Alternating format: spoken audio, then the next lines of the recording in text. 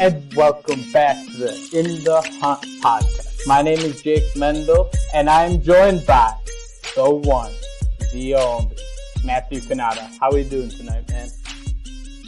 Jake, it's good to have, not good to have you, but it's good to talk to you here on the radio. I like the intro there, like the little alliteration and enunciation and the pronunciation of everything that you put on there, and I'm glad to be part of In the Hunt podcast this week, as Phinsider Radio is off the air this week, so it's great timing, actually. We planned it that way, and I'm pretty excited. And I'm going to start us off with a little riddle. Since Topher is not here, what do him and the Miami Dolphins have in common? They're always both in the hunt. Yes, but it's only week 2, and they're already both not showing up. Hey. Nice. That is perfect. Yep. So yeah, we're without Topher. That is awesome. And I thought you'd be a great fit in because we've been friends for a while. We go back to the Miami days, and I thought we could start by telling one of our favorite stories because we've been to Web Weekend a couple times.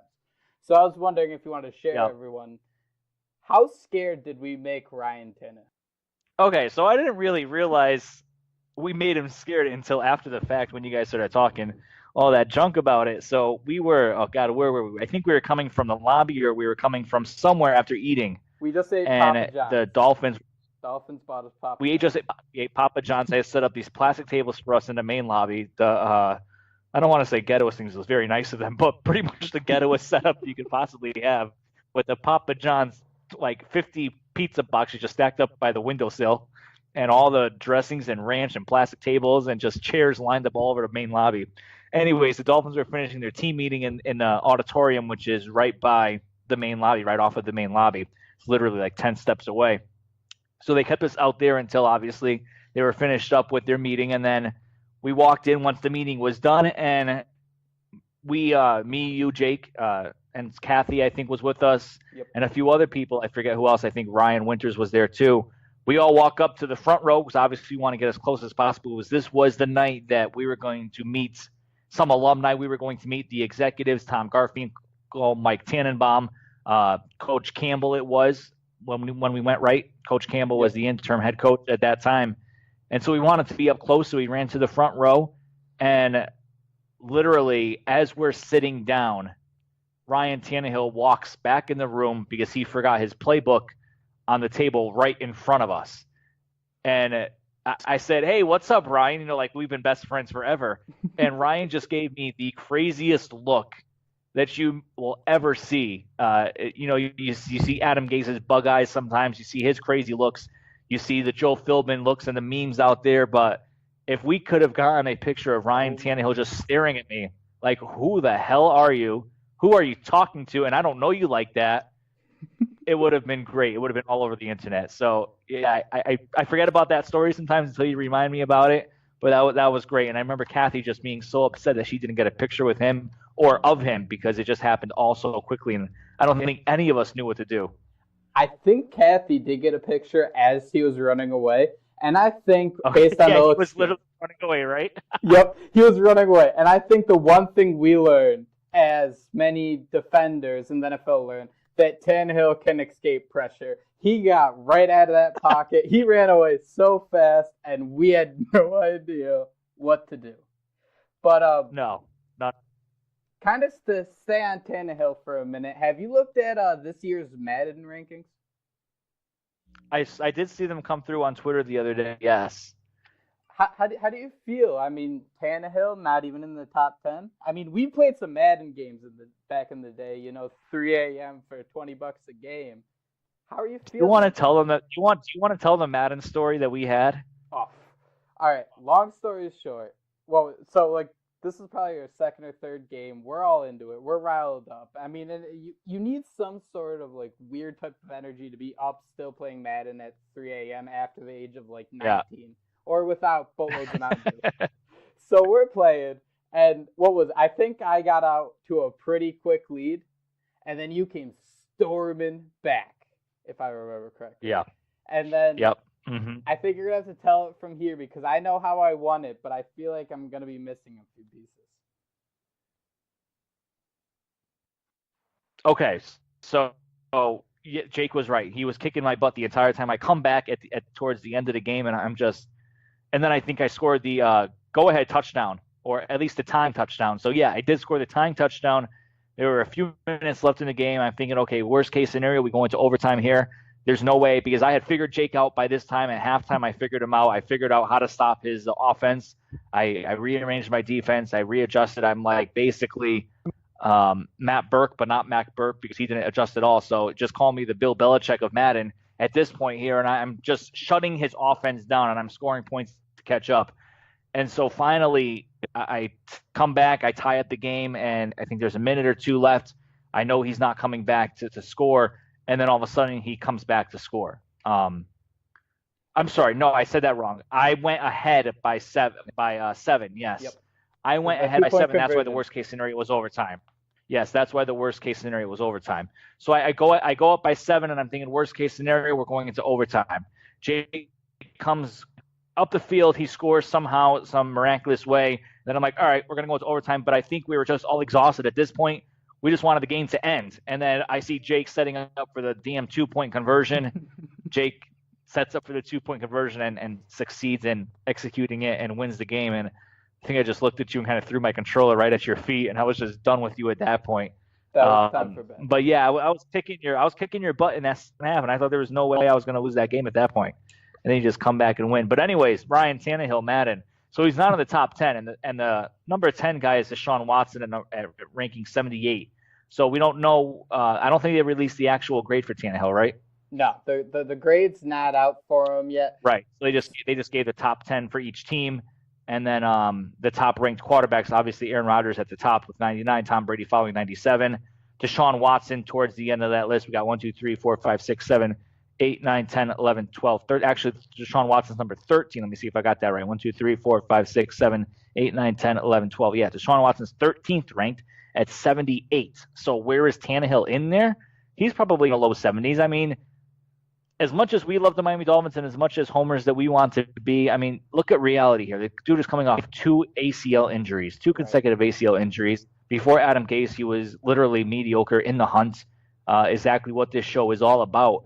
And there's no reason for him to be above 80 at this point with those 2 ACL injuries, with those mediocre seasons. Yes, under Adam Gase, he was doing much better, but then he got derailed by the injury, and that's just so long in the past. So if Deshaun Watson with 1 ACL injury is coming on with a 78, I would imagine Tannehill's with the 72, 73-ish in that area. But to be devil's advocate here for a second, Deshaun Watson is coming off an ACL. Carson Wentz, who's an 85 overall, is coming off an ACL. And you can argue he's had a better year. Sure. Okay. And then Andrew Luck's an 86, and he hasn't thrown a football in 2 years. What you got to say? Yeah, the Andrew Luck ranking is very suspect. I don't agree with that. He should be in the low 70s as well. It's weird. What they should do... Go ahead. What they should do is, I know there's ways in the game, you draft a rookie sometimes and their development mode is superstar. What they could do or they should have done with someone like Andrew Luck, maybe even Deshaun Watson and Ryan Tannehill even, those guys coming off an injury, knock them down 7 to 10 points. Right. But put that code in the game where if someone starts playing with them as their team and they start thriving and they're successful, jump up that development rather quickly to get them back to where they were before the injury. So for me, if I was this Madden ranking people, whoever they are, I would take what I think they should be fully healthy or what they would have been last year or what they were last year, knock off 7 to 10 points depending on the injury, put the code in the game, half the season they're thriving, jump them back up to where they should have been had they not gotten the injury. That's just me, but I agree. Andrew Luck has not thrown a football in how many years?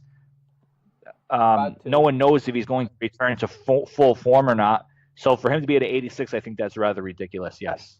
Right. It's a little weird, and we see this not necessarily just in Madden, but there's a huge perspective around the Dolphins that they're going to be a pretty bad team. And I think when you take away the homer issue, you kind of expect them to be a 6 to 8 win team in the hunt. No pun intended. Maybe, yes, there was. But according to Vegas, Adam Gase has the second best chance to get fired in the NFL. And for a lot of people on Twitter who say they're like plugged in and know a thing or two, you're actually one of the legitimate ones. I give you junk here and there, but you're one of the legitimate ones. how much truth is there to Adam Gase being the second most likely coach to be fired? So I put that tweet out the other night when I saw the odds, and I tweeted that there is absolutely no way Adam Gase gets fired. And then someone jumped into my DMs who talks to me often, doesn't really tweet much anymore, but does have connections to the team, and basically said Adam Gase could definitely be on the hot seat if everything blows up. But I'm still not buying it. I've been told by numerous people that Stephen Ross views Adam Gase as the next Bill Belichick almost, in terms of the offensive side, views him as a young Don Shula, views him as someone who could bring stability to the organization. Adam Gase was Stephen Ross's number one target for about, I want to say, 6 to 8 months, even during that season, that dreadful season where Joe Philbin got fired. Right then and there, he knew that Adam Gase was going to be his guy, and he started laying the foundation to get him in the offseason. For Stephen Ross to give up on Adam Gase after just the third season, when the second season was just marred in disaster in terms of hurricanes, Lawrence Simmons going AWOL at the beginning of the season, injuries, Ryan Tannehill going down, everything that you could possibly think could go wrong in a season did go wrong for Adam Gase last year. And let's look at the facts here. We're talking about Stephen Ross. Stephen Ross, who gave Jeff Ireland a longer leash than he ever should have. Stephen Ross, who gave Joe Philbin a longer leash than he ever should have. I don't think Stephen Ross is going to change his stripes, especially for a guy that he's coveted for so long in Adam Gase. And for him to be so impatient after 2 years, and I'm really looking at Adam Gase as 1 year. I mean, I think it's a miracle the Dolphins won 6 games last year with Jay Cutler, Matt Moore, and David Fales leading the team, with attitude people like Jarvis Landry and J.H.I., with just a whole team of misfits not fitting together with a de facto offensive coordinator who wasn't really an offensive coordinator. So Adam Gase, while running the team, he's also running the offense because he can't put too much trust in Clyde Christensen, which is why we saw him bring in Dowell Loggins this offseason. So for me, I don't think there's any way, unless they go 0-16, 1-15, 2-14, I don't think there's any way Adam Gase gets fired. I think even if he gets 5 to 6 wins this year, yes, he will be on the hot seat going into next year, but I think he'll have the chance to bring in his own quarterback because, let's face it, if Ryan Tannehill gets the Dolphins 5 to 6 wins this year, he's not coming back. And if the Dolphins get 5 to 6 wins and Ryan Tannehill is not the quarterback because he got injured, he's still not coming back. So for me, I think Adam Gase would get the chance to get his quarterback to stick himself to someone, and I think he'd be able to convince Stephen Ross to do so. Yeah, that's why I thought it was so weird. And when we look at Vegas, we like to argue that the national media, nobody really knows what they're talking about, but money always knows what they're talking about. And that's why I thought the Adam Gase good chance of being fired was so crazy. And there's this firestorm around the Dolphins every year. You just mentioned a lot of it last year. And Gase, there was no question. He was keeping his job, and there's no problem with that. And you mentioned there's a chance they could, let go to Tannehill after this year, but they restructured his contract, necessarily making him uncuttable. They did, for a couple of years, and I think we're kind of stuck with him. And okay, that's not necessarily a bad thing. Worst case, we tank with him. But give me a scenario. It's week 6. What position do the Dolphins need to be in for them to be like, all right, Adam Gase, see you? Yeah, I don't know, because we saw it 2 years in a row, right? We saw it year 1 where, actually not really last year because they started off 4-0, right? Or 4-2, something like that, I forget. Right. Then they kind of just went on that huge slide. But year 1, they were 0-4, 1-4, whatever it was, and then all of a sudden they turned the corner there. And we heard Dolphins fans rumbling year 1 saying Adam Gase was a bust of a coach, which is absolutely ridiculous. And we heard last year when they were on their slide, or when they were 4-2, that he was the greatest coach ever. And then afterwards, he's the worst coach ever. So, I think if they're 6 games into the season for Adam Gase to really start feeling some heat, I think we'd be talking to something like 0-6, 1-5, with no direction on offense, with Ryan Tannehill just completely lost out there, with Albert Wilson, with Danny Amendola, with William Hayes not making any sort of impact out there on the field, with Raekwon McMillan looking like a bust, with Mike Gesicki looking totally lost out there. I think then you start to wonder, is this regime really going to work? Did they pick the right players? Is this salvageable? But I think other than that, even if they're 3-3, 4-3, if it's week 7, a 2-4 even, I think that starts getting a little dicey. That starts getting a little serious there. But unless it's 0-6 and there's a whole bunch of other layers there with people getting, in trouble in a team and just people being lost, then I think he'll be okay. Yeah, and kind of to piggyback off of that, let's put that into kind of perspective. Let's say Raekwon McMillan is a bust. Let's say Charles Harris doesn't necessarily take a next step. Should we be confident right now that the Dolphins have gotten any better at drafting than they did, say, 3-4 years ago? I think so. I don't know. I don't know. I want to say yes. I mean, obviously the results need to tell itself on the field. Right. But for me, I think Adam Gase is more of a guy who understands the NFL is all about matchups and all about week-to-week game plans. So what we've seen from Adam Gase over the past 3 years is him picking guys that he could put in certain situations in specific scenarios. And we even heard this year after the draft that Adam Gase finally has a team that he envisioned having when he took over this team. We saw year one a few crazy picks, a few mind-boggling picks where we're like, okay, why is this guy going so early? Why are they trading up to get this guy? But then, when you look at it now, year one under Adam Gase, yes, Laramie Tunsil fell to them. I think that was an absolute – everyone thinks it was a steal. Laramie Tunsil obviously has not played well. Everyone thought he was going to play. He struggled a little bit, but he's hoping to get that turned around. Would they have drafted Miles Jack if Tunsil wasn't there? I don't know. That was the rumor. They wanted Ezekiel Elliott. Obviously, he went very early. Right. And they were also talking about a few other guys as well.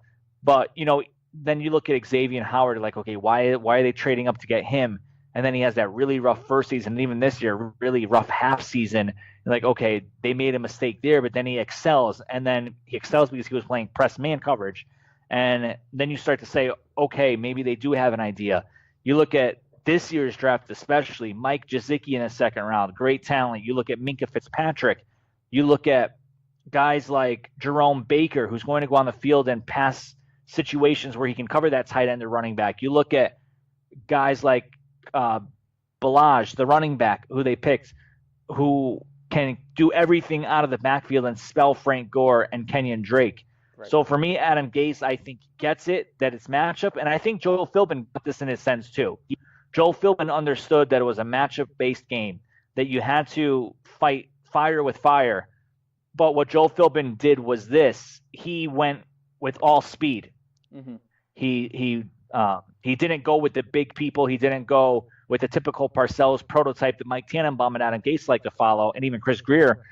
But Philbin thought he would beat the Patriots with speed because they all had shifty receivers and running backs and other people throughout the NFL. But then you saw a shift during Philbin's tenure with the NFL where everyone basically besides the Patriots went to more bigger and faster instead of Philbin's smaller and faster. So Philbin had the right idea. He just had the wrong way of doing it, and it picked obviously the wrong players to get him there. So I do have to give Philbin credit there, but Adam Gase I think is on the right track. I think it's really interesting you brought up the Parcells prototype and kind of compared to Philbin, because I think one of the quotes that Parcells said that has always stuck to me, it's no matter how long a smaller guys in the NFL, they just wear down. Weeks 14 through 17 are going to be a drag. And we saw that with the Dolphins under Joe Philbin nonstop, always needing, one of the last three games to win to make the playoffs, and they just couldn't do it. And they couldn't do it. Yep. You had, one of my horrific moments as a Dolphin fan is Donnell Ellerbe getting trucked by Geno Smith into the end zone. And you made me laugh a little bit when you said how Philbin liked matchups, because I kind of got a little triggered thinking about that game against the Packers. Topher and I were talking about this a little bit last week. So where you got Philip Wheeler after a timeout. You call a timeout to make sure that was absolutely ridiculous. Huh. And then you go man to man in the red zone, which you never do.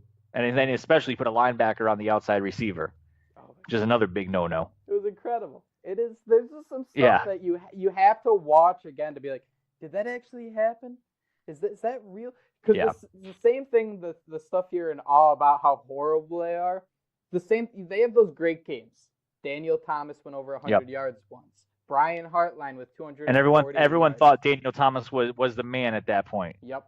That's just how it works. Is the second you see like 4 bad games, you're going to get sucked in by one good game and be a huge homer to that guy, no matter what. And kind of going Yep. off that a little bit, backup quarterbacks. Everyone thought David Fales was the guy for a while. Brandon Doughty. Everybody wanted Brandon Doughty to start over Tannehill. When we look at the backup quarter The situation, hometown guy, right? Yeah, hometown guy, great story. 7th round pick. He'll be great. No worries. He'll start over a 1st round pick, of course. Backup quarterbacks this year. We got Fales, we got Osweiler, we got Tannehill. Am I missing someone? Fales, Tannehill, Osweiler, that's basically it. They got Bryce Petty too, but Bryce Petty. I like that. I think that's more interesting than having a Brock Osweiler on the roster. What do you think about the backup quarterback room? You know, Tannehill, we've talked enough about his issues and injuries. Is there any guy here we could feel confident about if there's, you know, a 1-2 game stretch? You know, I didn't hate what David Fales did against Buffalo. I think he made some bad throws. I think he, you know, I think you saw at that game why he was the backup quarterback. But I also thought you saw some flashes there. And then towards the end of the game, he started getting into a rhythm and started leading the team down the field. I think it was some first start jitters there. Obviously, even though the game meant nothing in terms of standings and everything else, it meant the world to David Fales because this was his time to shine. And you saw the jitters early on in the game, which for me, and I know I may get some crap about this, was fine because the Dolphins would get a higher draft pick. And we saw this year, I mean, Minkah Fitzpatrick dropping down to 11. And I'm probably going to tweet this out this weekend, but for everyone who said that who cares about the draft pick, who cares, just win this last game of the season, go out on strong. If the Dolphins had won that game, I think I tweeted it out at that time, they would have been drafted about 15th or 16th. And there is no way they would have gotten Minkah Fitzpatrick. Okay? So for everyone who's all ecstatic about getting – probably, yeah. So that will be something to watch. You know, 3 years from now, get me back on In the Hunt. We'll talk about it, and we'll refer to this podcast episode. But, you know, I like Brock Osweiler because he's tall, and I like tall quarterbacks because they can see everything on the field. It's just unfortunate he hasn't developed the way that he should have, being a second-round pick there. I really liked him coming out of college. Remember this, though. Adam Gase had to be convinced by other people in the Dolphins building to sign Brock Osweiler. Adam Gase was the offensive coordinator in Denver. So for Adam Gase to have to be convinced by other people who did not coach Brock Osweiler speaks volume. And I think this is David Fales' job. Actually, I know it's David Fales' job to lose. It looks like David Fales has a very strong hold on it right now. This may be Adam Gase doing Brock a favor, getting him in camp, getting him on a team, helping him become a better quarterback, helping him with his mechanics. And, you know, perhaps if Tannehill goes down, God forbid, if he goes down, David Fales steps right into that number 1 spot. Then you give Brock Osweiler a call if he's still unsigned and cut during training camp. Or perhaps Adam Gase keeps all 3 on the roster and says, Brock, you're my project. We're going to get you back to what you should have been coming out of college. You know, Adam Gase knows more about all of this than any of us do. But for me, you know, I'm not terribly concerned about David Fales coming in to start. Do I think the Dolphins are a playoff team with David Fales? Probably not. But hey, no, probably everyone said the same thing about Tom Brady. Everyone probably said the same thing about other guys too when their starting quarterback went down and the backup came in and actually did pretty well. Right, I agree. And to kind of sit here for a second, we hear a lot of different players like with the team, especially on Twitter. And to see the Dolphins take a guy like Brock Osweiler, especially like you said, Gase didn't want him. I think a lot of people made that clear. You know, they didn't want him coming around. Why not Geno Smith? They were linked to Geno Smith. Ripping it. Sorry. Teddy Bridgewater. Oh, my God. That was horrible. I don't know why I was thinking Geno Smith. I was still so triggered about Ellerby getting trucked over. But everyone talked about how much Gase liked Bridgewater and how Bridgewater would fit in Miami and how cool that could be. And now here Bridgewater is in New York. He's tearing it up, even though they already have 2 guys. Why didn't the Dolphins make a move there? The Dolphins were interested in Teddy Bridgewater. They did have interest in bringing him down to Miami. But as you saw by that contract he signed with the Jets, and the fact that the Jets did not have a quarterback at that time in terms of the number 1 guy, Bridgewater just saw a better chance in New York to start. Even with the rookie quarterback, some teams don't want to start the rookie quarterback right away, irregardless of how high they were drafted. So Bridgewater knew that Tannehill would be the starting quarterback coming in here. Right. Bridgewater wouldn't see the field unless Tannehill got hurt. So for Bridgewater, you know, the money made sense and the opportunity to possibly start made sense as well. Right. You make a good point there. And if say Bridgewater was to be cut, middle of training camp, they decide they want to start the rookie and maybe get another good pick for a year and build a little bit. Is there any chance? Do you see that maybe he could come in over Foles or an Osweiler? I think it depends on how Foles has been doing in camp thus far. But I wouldn't be surprised to see them kick the tires on the possible interest there, because I know they did like him in free agency and were interested in bringing him to Miami. Right. So each week on the In the Hunt podcast, we do it. Like how Miami has the Ring of Honor and they have all the great players. It just so happens most of them started playing about right after I was born. So I haven't seen many good players. So we have the In the Hunt Ring of Honor. This is like who makes the Dolphins so average. Like we said, they have the one really good game and a couple really bad ones. Last week, our opener for the In the Hunt honor roll was Brian Hartline. And I have something shameful I'd like to admit. I own 2 Brian Hartline jerseys. That's how much I bought it. I thought this guy was great. Matt, did you know Hartline's only one of 3 receivers to go over 1,000 yards for the Dolphins in consecutive seasons? You can't just throw away that seasons. And if he had been there for the 3rd season, he'd be the only Dolphin, I believe, in history to do that 3 seasons in a row.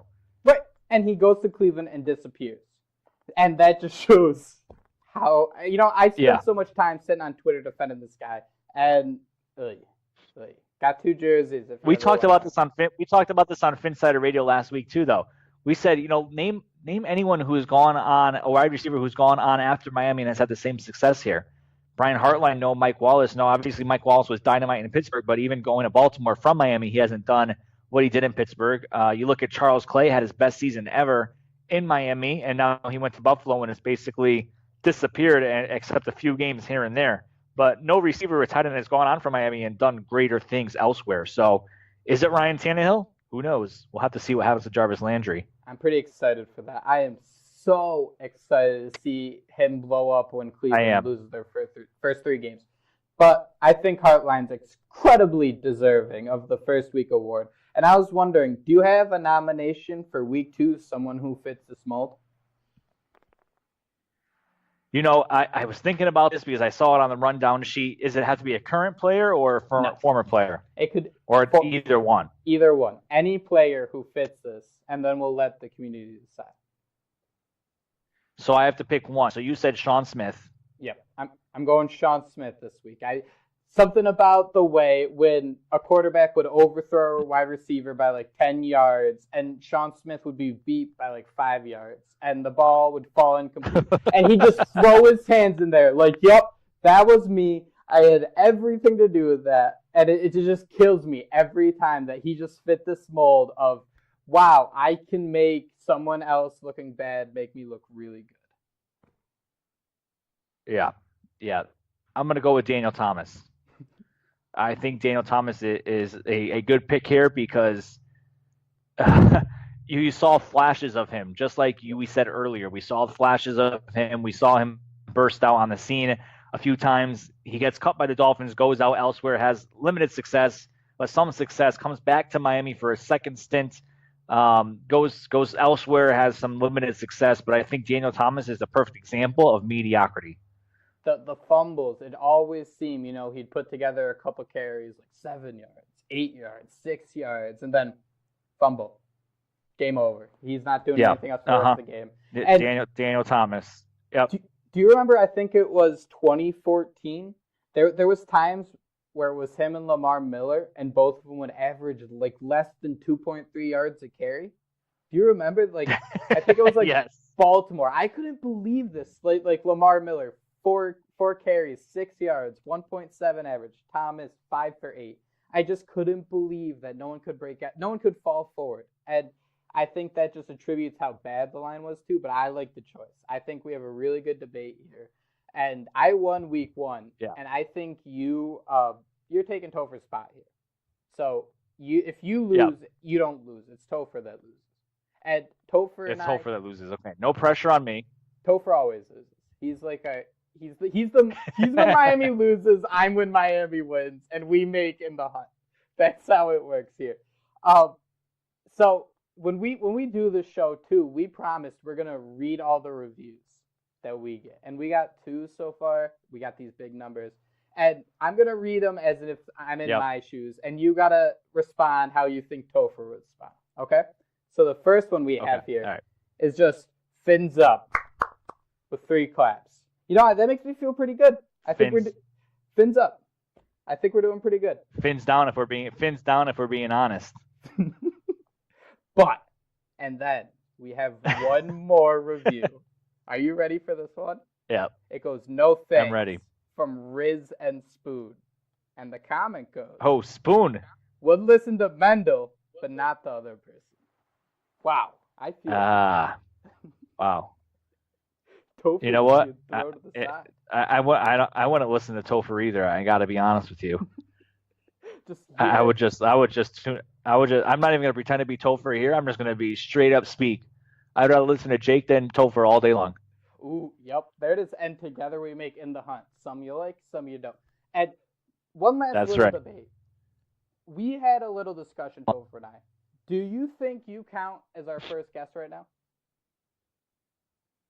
I think that's fair to say, yeah. I'd argue no. I think you're a host. I don't know. No, I don't think so. I think I'm a special.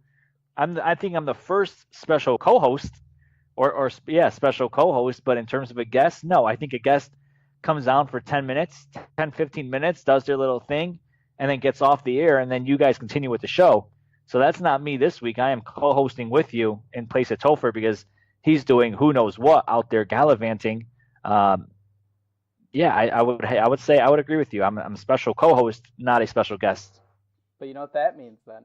Next week we are gonna have our first guest on the In the Hunt podcast. I'm pretty excited. I'm not gonna say who it is. I've heard rumors about who it could be, but I'm not gonna say anything. Group of people, and it may be someone who isn't too known in the podcast universe, but is known pretty well.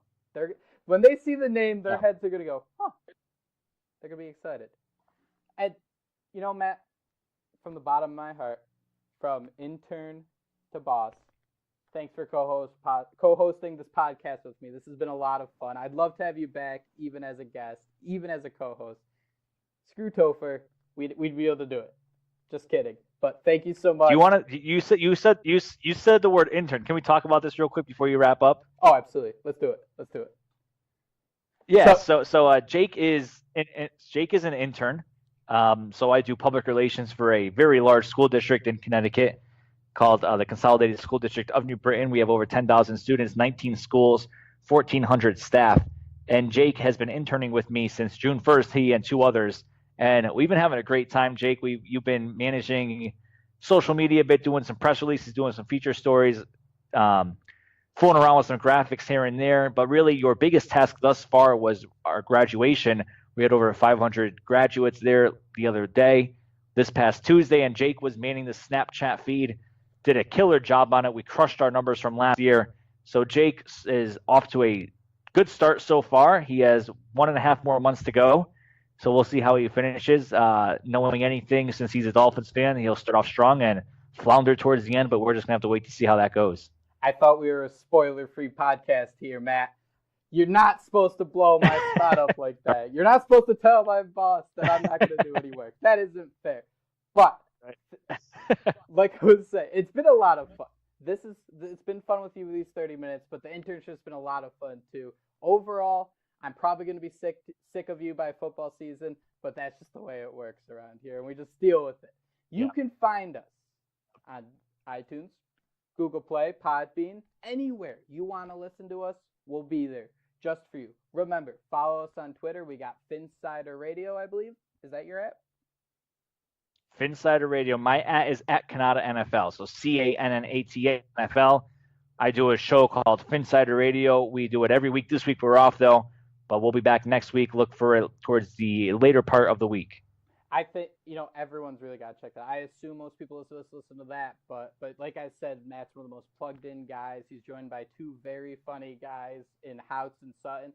And we were talking, we won't go too far into this, but we made the conversation that they're arguably the same person. We've never seen them both at the same place. They might be, yes. But Yeah. like I said, They might be. Google, iTunes, Podbean. Follow us on Twitter. I will put out the poll sometime after this release so we can figure out our In the Hunt Ring of Honor. As we get closer to the regular season, we'll get more content coming out, and we're excited to be working with you guys moving forward. Thanks again, Matt, and I hope you have a wonderful night. Thanks for having me, Jake. Fins out.